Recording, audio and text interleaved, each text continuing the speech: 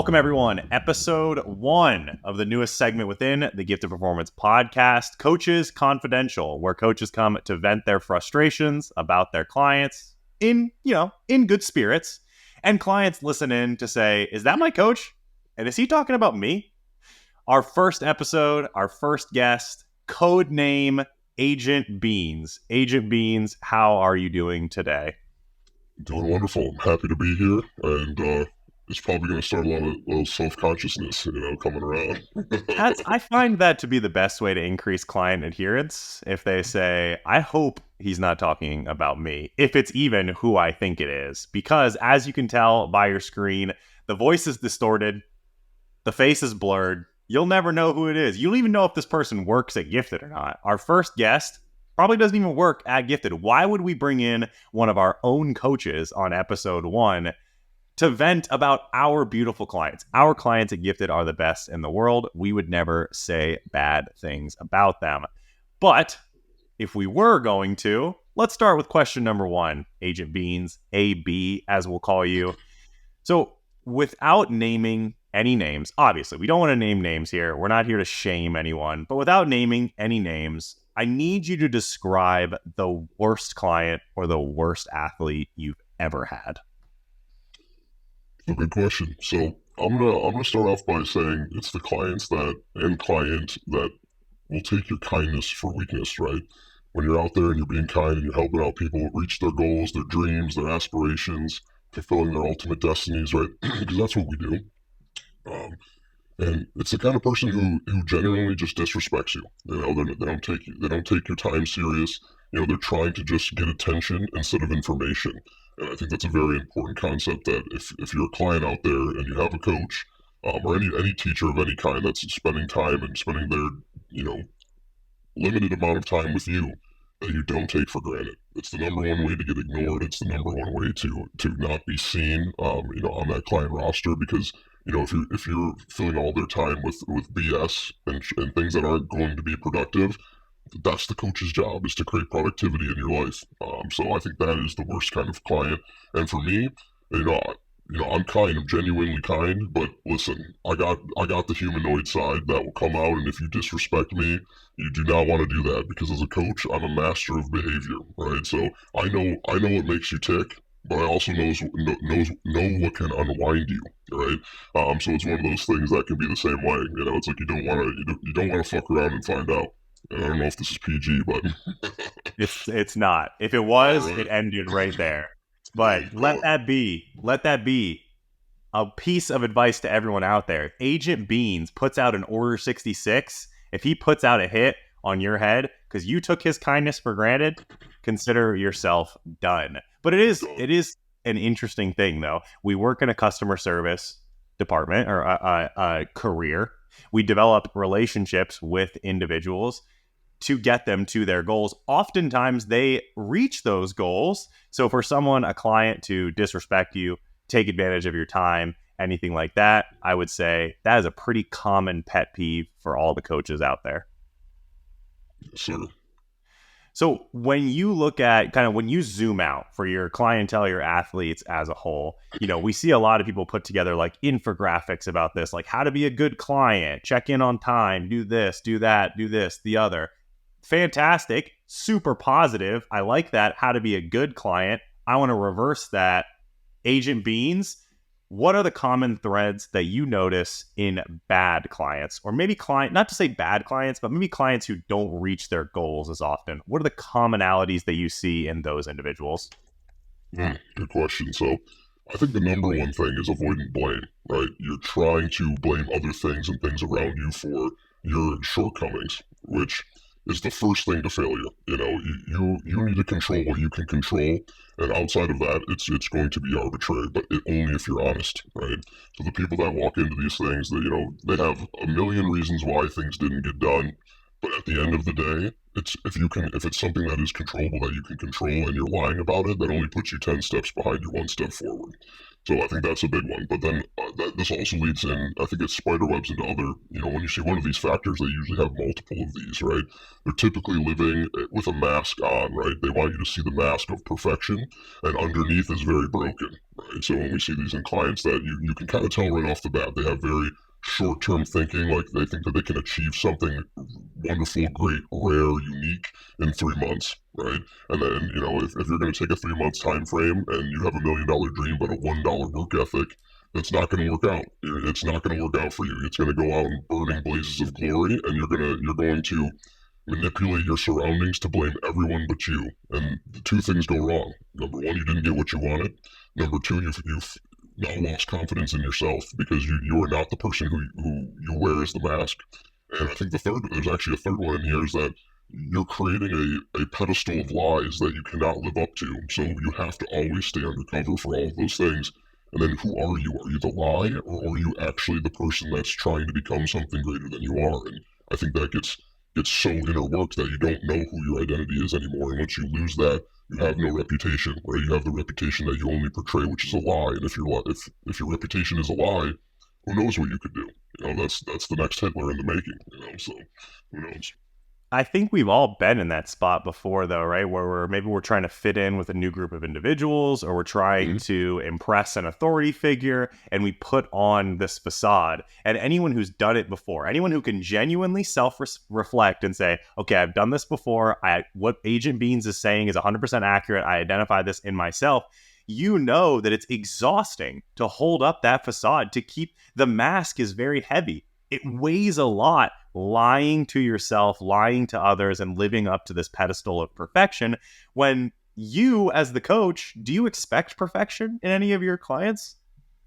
Right, and we don't expect perfection, but we expect as much as you can give as a good effort, right? So, but I think another thing to talk about too is that even when you win, let's say you lie and you did achieve something by manipulating your surroundings, or changing the fabric of reality, you think you're getting away with it, right? When you actually win, the glory is not to you; it's to the mask, right? Yep. So the glory is to the mask, and when the glory is to the mask, that you don't truly understand what that self-absorbent, like, great feeling is, that dopamine fix of achieving your goal and then making something bigger. The mask wears it. So when you're in public and you have to take off the mask, you are so insecure.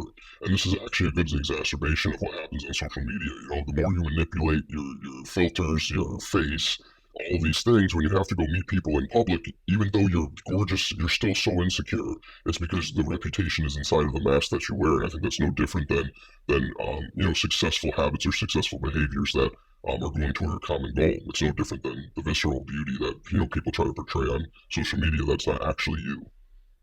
So this is why, and not to give away too much, but Agent Beans here is a very high-level bodybuilding coach. And this is why I think bodybuilding is such a great equalizer, because the stage doesn't allow you to use your filters, and the stage doesn't allow you to manipulate the lighting or the scaling of the photos. When you get up there, it's a raw experience of you in your skivvies with a tan on, up next to some other big dudes and big ladies. And if you've been lying, we're going to find out. We are going to find out if you've been manipulating it. You can't wear the mask when all you got on is one piece of fabric, that's exactly. Can't bring the mask on stage. But right. So let's make a positive out of this here very quickly. I would say these three commonalities that you've identified in people: avoiding blame, wearing the mask, pedestal of lies, or a facade of perfection. I think they all kind of factor into each other. So when you notice that in a client, what are your strategies in overwriting that? Because you, as the coach, part of your job is to remove the mask and build up the confidence of the individual that's behind it. So how do you bring them to that point where you say, listen, what you're doing, this is a facade. This isn't the real you. Let's build up the real version of you. How do you do that? Great question. And this is the secret that's different for everybody. And I think this is the mastery of coaching, right? So there is no one size fits all for this answer. I think that you have to gauge how big the lies are, right? So the bigger the lie, the softer the approach. Because if you try to approach it with a lightning bolt right off the beginning, they're going to escape, right? They have to escape. They can't let you know who they really are, even though you know, right? And it's the problem is that they know you know. So what you have to do is start to, identify the things that might pull them to the truth one thing at a time, which it's very hard to talk about because everyone's situation is much different, right? But let's just do the very, visceral, like, straight out from the social media, filters and photos and stuff like that is that, you start to pride them when they're in natural beauty situations, right? And this is just one that's everyone can kind of relate with. So I'm using this one as an example. But when they do post something or promote something that doesn't have the mask on, and the mask can be a filter, it can be tons of makeup, it could be someone that's wearing all this expensive clothing that they don't need to try to get a point across that they're successful, or trying to show off their vehicle or something like that, because that's not the point of what they're trying to post, most likely, right? They're trying to get something, across that could help multiple people, or something, a habit of success or something like that. You really have to start one thing at a time, and give them positive reinforcement to the actual true version of themselves, right? So that they feel like they can open it up. They're in a shell, they're in a shelter, right? It's no different than having a hostage situation, and coming in. You're not going to negotiate that out by force. If you do that, probably all the bad things will happen that they're saying is going to happen, right? So it's a negotiation tactic back and forth that they might not even know that's going on, but they feel accepted that you're still positively reinforcing the natural part of them, so they feel like they can open that up to the world.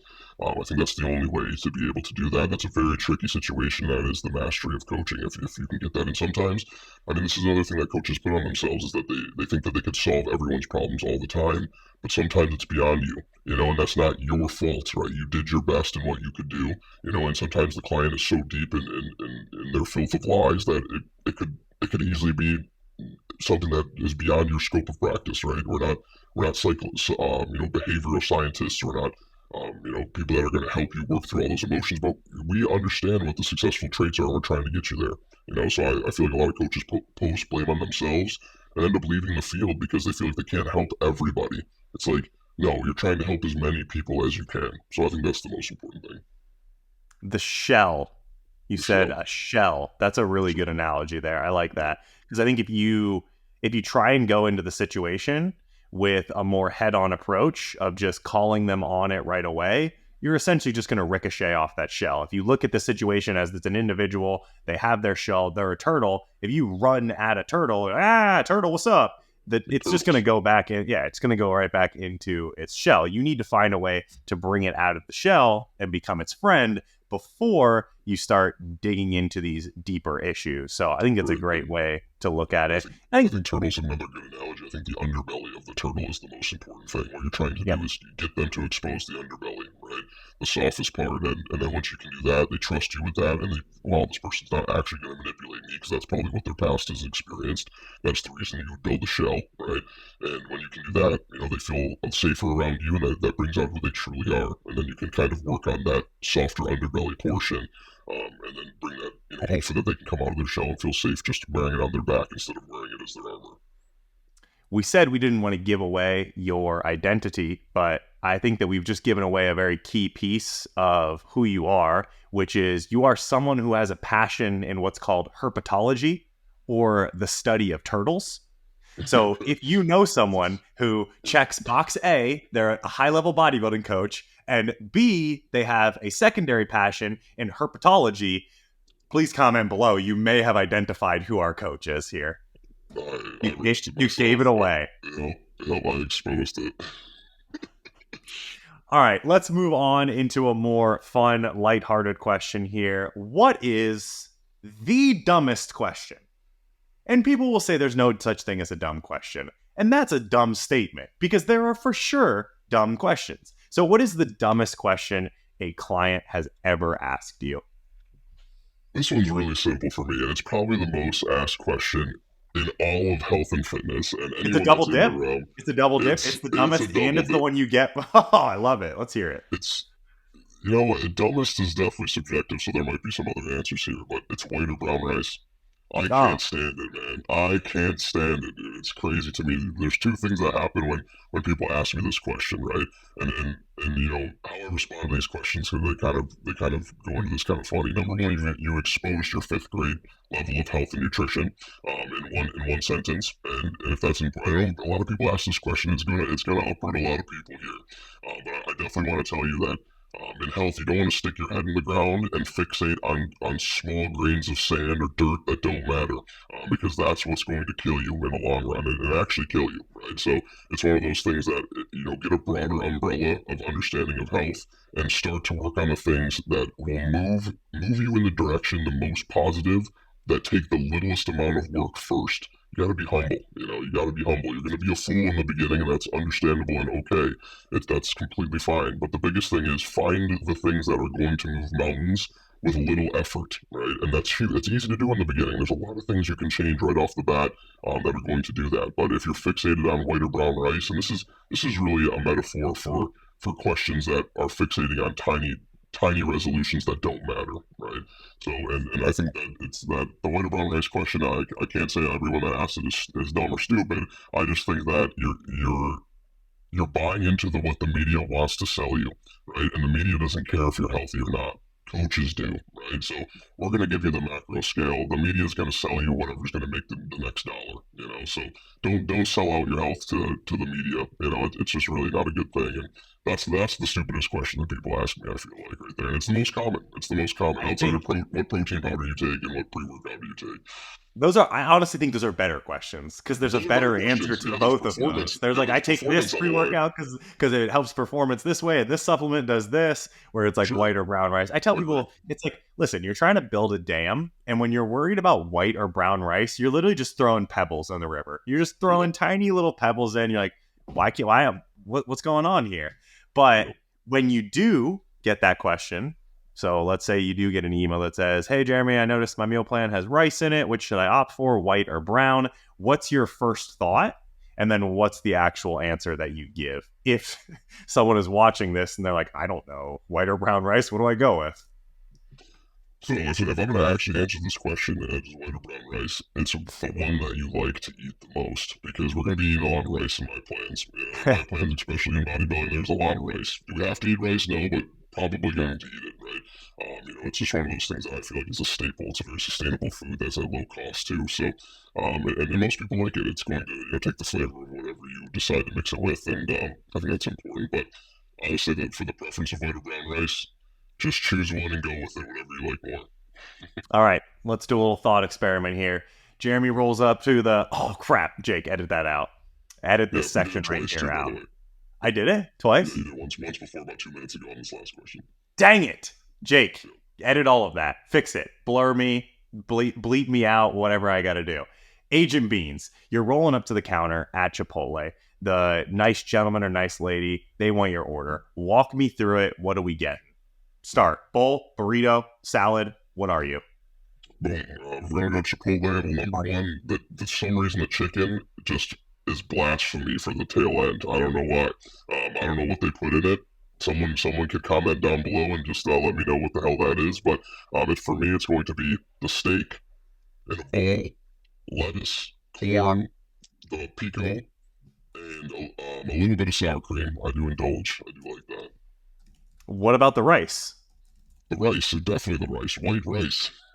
So what you're White rice saying for is me. that white rice is better for you. I should only eat white rice because it's better for me. You're a flamethrower, man. You're a flamethrower on gasoline.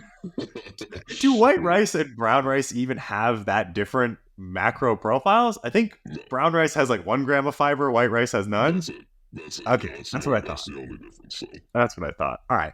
My next question was, what was the most common dumb question you answer? We got it. We nailed it. We answered it. I hope you're happy, and hope you know what rice to eat now. Now, let's get into coaches love to vent on their Instagram stories. I wish they would do it on their close friends so that not everyone could see it. I just imagine like are plumbers out there like went to fix this lady's pipes and she was a real bitch. Like she didn't even understand that I had to use this wrench instead of this wrench. Like are plumbers doing the same stuff as us? Are they venting on their Instagram? I don't think they are. Coaches, keep your venting to a productive. But of all the pet peeves that come with coaching as a whole, what's the one that grinds your gears like no other? Agent Beans. So a pet peeve per se. Um, I, I think my biggest pet peeve in coaching, and I've had especially in the last year or so, the wonderful opportunity to work with very, very talented people, right? People that come to me that are already on a higher echelon, that want coaching and training. But I think the biggest thing that bothers me the most is that I get some of the most talented individuals that aren't willing to derive their God-given gifts to something and polish them into what could potentially be a life-changing and wonderful, um, I guess, golden brick road for their life. I've come across many athletes that have the potential. It's like that classic situation where you're dealing with someone in high school or college sports that is, Johnny Football, good example, right? That is a wonderful, wonderful talent to the industry and then blows it on vices, right? Right off the bat, just blows it into vices. And they don't get the meaning of their life doesn't sustain what it could have been, right? And it's so hard to watch an athlete climb a mountain and fall off the peak. And it's very just and fall off the peak by their own doing, right? It's not even fate's fault, right? I think that is my biggest pet peeve, and most people probably pick something minuscule because they like to rant. I'm not a big ranter on my feed. I truly believe in when people are criticizing all the time that it's just lack of knowledge, because I feel like the beginnings of wisdom is cynicism. But I think when you understand the concept of people as a whole, you're not going to move a mountain by complaining about the first hill.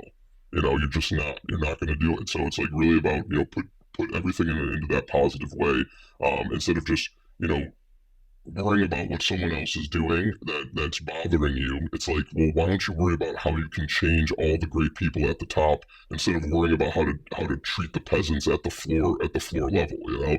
It's just a waste of time. But yeah, I think my biggest pet peeve in coaching is just simply when talented individuals throw their talent to the curb and engulf themselves in vices. It's pretty sad. It's pretty sad. Yeah. That's a situation where you just want to go and shake them.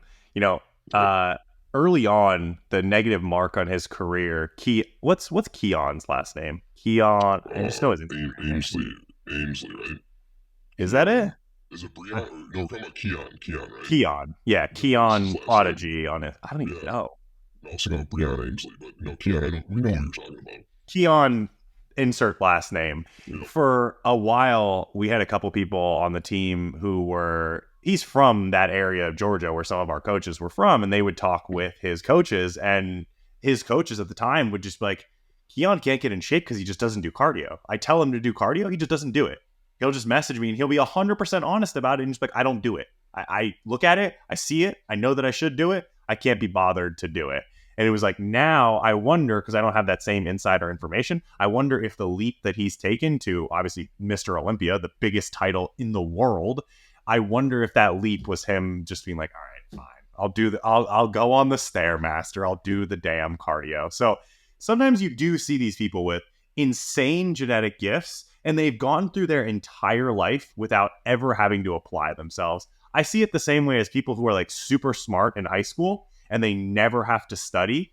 And then they get to college and they just have no idea how to study and they just fall on their ass because they never learned the skills necessary to actually sustain. excel and sustain that excellence at the next level. So Yeah, that's and a I think you big. just described affluence, right? And I feel like that's the same thing. First generation rich is usually second generation mediocrity, and third generation poor, right? It's Yep. it's usually that same thing that falls in line. And I really think that, and also I feel like you are an exacerbation of what your struggles were in the past. And if you didn't have a huge struggle, then your purpose is usually lacking, right? And it's really hard to sustain as you move up in whatever goal that you want to achieve. It's really hard to sustain that purpose when you haven't been grinded to the absolute grit gears at the other end, because you're not running from something. And people think trauma and traumatic past are just things that pull you down, that anchor you, but it doesn't have to be that way. It can definitely be fuel forward. And I feel like the people that have break through, and, in a positive way. Keon broke through. He won Mr. Olympia. He got a taste of what hard work can give you, right? And he knows now, he's confident in himself that what he can do, and I believe that he will be a multi-time winner. But I think that breakthrough really came from, he had a couple breakdowns before that. So 3 years, that 3 years running before that, there was breakdowns. And I think that inside that breakdown, he goes, you know what? If I'm going to go through this much pain, I might as well get something for it, and then there you go. And now here's the gift. And typically at the end of that pain is usually something great. And it's, well, are you willing to sustain it, for something greater in the long run? And that's a long-term gratification versus short-term demise, So, It's going to be a fun 212 battle to watch in the years to come. I think Sean is as close as we have to like a modern day Ronnie Coleman in terms of like the way he's built and the amount of muscle that he carries and his shape. So to be able to watch him and Keon go back and forth for the next couple of years, we got ourselves a little bit of a blessing on the 212 side. that's right. How about, I mean, just speaking of bodybuilding, speaking of competitors in general, you coach a lot of competitors, Agent Beans. As competition draws near, athletes, the anxiety takes a hockey stick upswing. Everyone starts getting anxious. I think it's that 4 to 5 week out mark. That's where people really start to just do weird stuff. The end isn't quite in sight yet, but the suffering is just very, very, very high. So when people get to that point and they start to do weird stuff, what would you say bothers you the most that competitors start to do around that 4 weeks out to show day mark?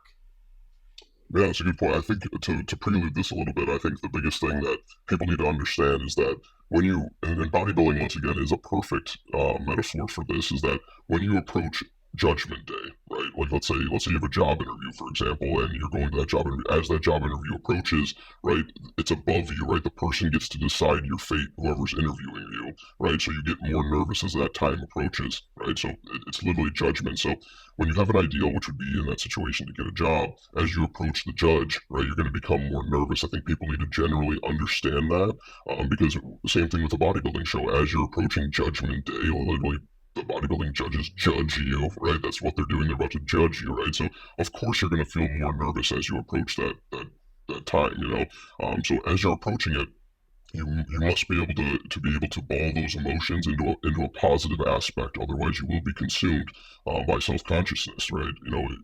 Or am I good enough to be judged by this ideal, right? Or am I even capable of reaching this ideal, right? Well, the biggest answer to that is you never know if you don't try. So I understand why people do weird stuff. And the biggest weird thing that I see that happens, and it drives me crazy, and I think that every coach would agree with me across the board, and this is kind of like just a meta thing that happens, is that clients, for some reason, as they get more insecure, seek security and I'm going to use this as a funny word, but stupider people, dimwits, right, at the gym, right? So it's just kind of funny how I use it that way, but, they go seek, people's advice at the gym that have no idea what's going on. It's just a random recreational lifter, but he's like, hey man, like, what do you think about, doing extra salt before you train? You think it's going to make me hold too much water? And they're asking the jabroni instead of asking the coach who they hired that is a professional in what they do. It's absolutely wild what insecurity can do. And I think that's the biggest thing across the board that absolutely drives me crazy, is that you seek, understanding or some kind of, advice from people that have no idea what's going on. And you'll take it like the Bible, but you'll ignore the person telling you the right answer. You're seeking the answer that you have in your mind, and you're trying to get someone to agree with you, which is terrible. It's like this person has gone through many preps. Maybe this is your first one. We've done hundreds, right? It's like, what do you think you know that could outsmart someone that you hired and paying, a coaching fee to be able to do this? It's really crazy, So I think that's the weirdest thing clients do. It blows my mind. Coach, what do you think about this natural diuretic that this guy showed me at the gym? Like, do you think that can help me out? If I thought it would help you out, don't you think I would have you taking it currently? Like, oh, Exactly. you're right. Yeah, And by it's that time, they might have been taking the Windex bottle for 2 days already. yeah, So you yeah. never know. So Why it's a is weird thing. his physique is looking really weird? You been doing anything different? No, nope. Windex God, in it's the background with a drinkable ladle on the it's top. got a fucking Pouring straw in shots. it. It's got Yeah, a you pour twisty shots from straw in it. it. Yep. All right. Well, it can't be all negative around here. Let's wrap things up. I want you to give the people something a little uplifting, a little nugget to finish off the day, finish off the episode. Tell me a recent story of a client that'll make the listeners happy, maybe even give them a little bit of a chuckle. It can be positive, it can be a negative that you turned into a positive. Give the people something good to finish on. Yeah, so I mean, as a coach, the reason why I'm able to sustain the amount of stress that my job incurs is simply like when you genuinely believe in people, you start to understand how missing that is in the world. You know, it's like when you tell someone, "Hey, I'm with you. I'm here in the mud with you. I believe in you." It's quite amazing what that watering does to their seed of their dream, right? It's really, really unbelievable. And I think that that's what's missing nowadays is that people are way, way, way too close to criticism and so far removed from a genuine compliment. And I think that that's what's missing, and that's why people aren't onto great things. People are scared to post things on social media because they're scared of the negative talk, even if it's true or not. It doesn't matter of what's going to happen to their reputation because all these aliases that are on Instagram or Facebook or social media can come in and just start trolling your life, with no repercussion, right? Their reputation is not on the line. So I think the most important thing that we as coaches must do is positive reinforcement to their dream or goal and make it realistic. Don't promise things that you can't fulfill. But it's and when you see something genuine or great about the person, that you need to facilitate that. And it's absolutely unbelievably amazing to watch people transform off of basic compliments and basic belief and say, hey, no matter what happens, I'm here in the mud with you. We're gonna go through it together. The good, the bad, the happy, the sad, the crying, the elated, emotions that are gonna come with, the sustainable goal that we achieve once it's over, all of it, and I'm here for all of that, and it is a lot on the coach to be able to sponge those emotions all the time, but it's so worth it to see it at the end that you're willing to suffer through that with the client, each client that you have, in order to try to get them to that goal, because that end time of the person that they become at the end of that is always just such a beautiful thing to witness, when they blossomed like that, and it sounds a little bit cliche, like that butterfly metaphor, but it truly is like that. It really, truly is like that. AB, I could not agree more with what you just said right there. I think that we live in a day and age where people are resistant or almost unable to be proud of themselves. Like they feel like it's a negative mark on them, or they feel like they're obligated to not be proud of themselves. And what I mean by this is, like, let's say you've got a girl who, competes for the first time, and, she wins like the novice overall, her class, and then she gets second in the overall. Like, this is a great first showing. Like, an overall and novice, you win your class, you're second in the overall. That girl takes to Instagram and she doesn't post about the successes. The entirety of the caption is, well, the judges said like my glutes weren't full enough and I was holding a little bit of water, and that's when I finished second in the overall. And like, I'm just hoping that I can be good enough to win the overall next time. And it blows my mind because it's like, you had what was supposed to be the happiest day of your life, what you worked 24, 26 weeks for, and you had objective success in that moment, but you're unable to feel that. And I think a lot of that is what you're talking about, is because they don't have a coach that fills them with belief in themselves, fills them with the ability to feel joy and feel pride when they succeed based on whatever their feeling of success is. I think finding a coach like that, finding a coach like Agent Beans can be the biggest hack in your competitive career that you could ever have. I'm not going to tell you how to hire him. I'm not going to tell you who he is, but find yourself someone that talks about their clients, talks about the coaching experience, like Agent Beans here. Thank you, man. It was a blast, and yeah, I'm glad. I can't wait to see these unfold, and whether I work for Gifted or not, you guys will never know. But I would love to see more of these and see other coaches' perspectives on this as well. I think this is a very interesting venture that I don't think anyone's touching on. So.